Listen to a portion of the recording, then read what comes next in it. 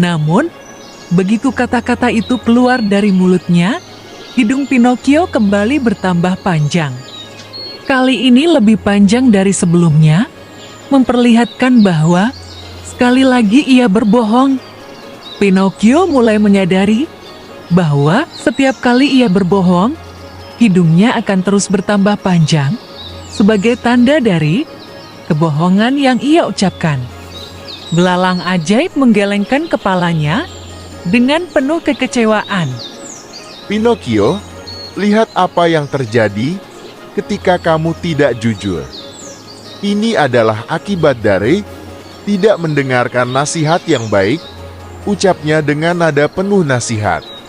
Pinocchio merasa sangat menyesal, tapi ia sudah terlanjur kehilangan uang dan permen, serta masih harus menghadapi kenyataan bahwa hidungnya kini menjadi panjang dan aneh. Meskipun hatinya terasa berat setelah ditipu, Pinocchio tetap melanjutkan perjalanannya menuju sekolah.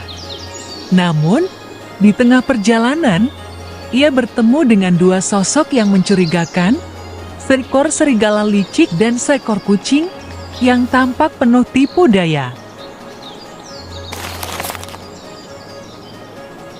Mereka melihat Pinocchio dan segera mendekatinya. Hai Pinocchio, kami akan mengajakmu ke sebuah pertunjukan boneka yang sangat seru. Kami punya 1 tiket untukmu.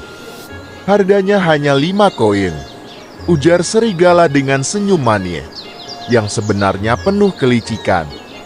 Pinocchio, yang sejak awal memang mudah tergoda oleh hal-hal yang menyenangkan, berpikir itu adalah tawaran yang sangat menarik.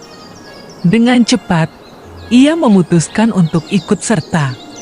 Aku punya 5 koin. Ayahku menyuruhku pergi ke pertunjukan yang menarik, kata Pinocchio dengan percaya diri, meskipun ia tahu sebenarnya itu adalah kebohongan. Tak lama setelah ia mengatakan itu, hidung Pinocchio kembali bertambah panjang.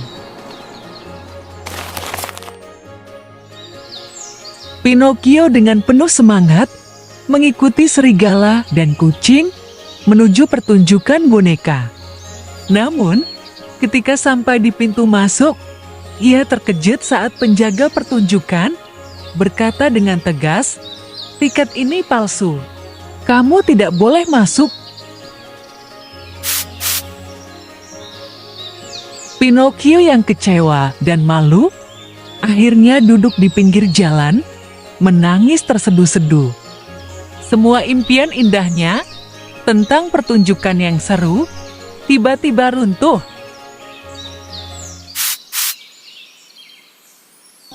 Saat itulah seorang laki-laki asing dengan rambut dan janggut panjang melihat Pinocchio yang sedang menangis. Laki-laki itu adalah Stromboli, pemilik pertunjukan boneka. Stromboli sangat terpesona melihat Pinocchio, sebuah boneka kayu hidup yang bisa berjalan dan bergerak tanpa menggunakan tali pengatur seperti boneka-boneka lainnya. Hebat sekali. Boneka hidup seperti kamu akan menjadi bintang di pertunjukan ini, ujar Stromboli dengan mata berbinar penuh kegirangan. Melihat peluang yang menarik, Stromboli mengajak Pinocchio bergabung dalam pertunjukan. Ayo, Pinocchio, bergabunglah denganku. Kamu bisa tampil di atas panggung dan semua orang akan menyukaimu. Kamu akan menjadi terkenal, bujuk Stromboli. Pinocchio yang merasa senang, akhirnya menerima tawaran itu. Ia pun naik ke panggung, di mana ia menari dan bernyanyi dengan gembira. Para penonton yang melihatnya sangat terkesan dengan keunikan Pinocchio.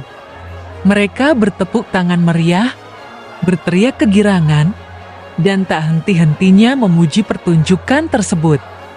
Pinocchio merasa sangat bahagia, menikmati sorakan dan tepuk tangan yang diterimanya. Ia merasa menjadi bintang yang didolakan oleh semua orang. Namun, di balik keceriaan itu, Stromboli sudah merencanakan sesuatu yang tidak baik untuk Pinocchio. Pinocchio yang semakin bersemangat menari dan melompat-lompat di atas panggung, mulai kehilangan kendali atas gerakannya. Dengan hidungnya yang panjang, karena kebohongan sebelumnya, tanpa sadar hidung Pinocchio tersangkut pada tali boneka yang lain. Tali-tali itu mulai terjerat, menyebabkan boneka-boneka lain bergerak kacau dan membuat pertunjukan menjadi berantakan. Para penonton yang awalnya bersorak gembira, kini mulai tertawa terbahak-bahak melihat kekacauan di atas panggung. Mereka menertawakan Pinocchio yang tersangkut dan terjerat tali hingga membuat pertunjukan berhenti sepenuhnya. Pinocchio merasa sangat malu dan sedih. Semua keceriaan yang ia rasakan seketika menghilang. Pinocchio yang sudah kelelahan dan kecewa, mulai merasa sangat rindu pada Geppetto. Ia menyadari bahwa semua ini tidak seindah yang ia bayangkan. Dengan hati yang berat, Pinocchio meminta izin kepada Stromboli, "Aku ingin pulang, tolong biarkan aku pulang ke rumah." Namun, alih-alih memberikan izin, Stromboli menunjukkan sisi aslinya yang jahat. Dia memasukkan Pinocchio ke dalam sangkar besi dan menguncinya rapat-rapat. "Kamu milikku sekarang," teriak Stromboli dengan tawa jahat. "Kamu akan tetap di sini dan tampil setiap hari untuk menghibur penontonku. Dengan begitu, aku akan menjadi kaya." Pinocchio terkejut dan ketakutan. Dia duduk di dalam sangkar sambil menangis, merasa sangat menyesal atas semua kesalahannya. Ia mulai menyadari betapa salahnya keputusan yang telah ia buat. Saat Pinocchio tenggelam dalam kesedihannya, belalang ajaib muncul kembali dan duduk di dekatnya. Dengan suara lembut ia berkata, "Lihat, Pinocchio, jika kamu pergi ke sekolah, seperti yang diminta oleh Geppetto, tentu kejadian ini tidak akan pernah terjadi. Kamu terlalu sering mendengarkan bujukan yang salah dan mengabaikan nasihat yang baik." Pinocchio hanya bisa menangis, menyesali semua pilihannya yang buruk. Sekarang, dia terjebak dalam sangkar, jauh dari rumah dan Geppetto yang selalu menyayanginya.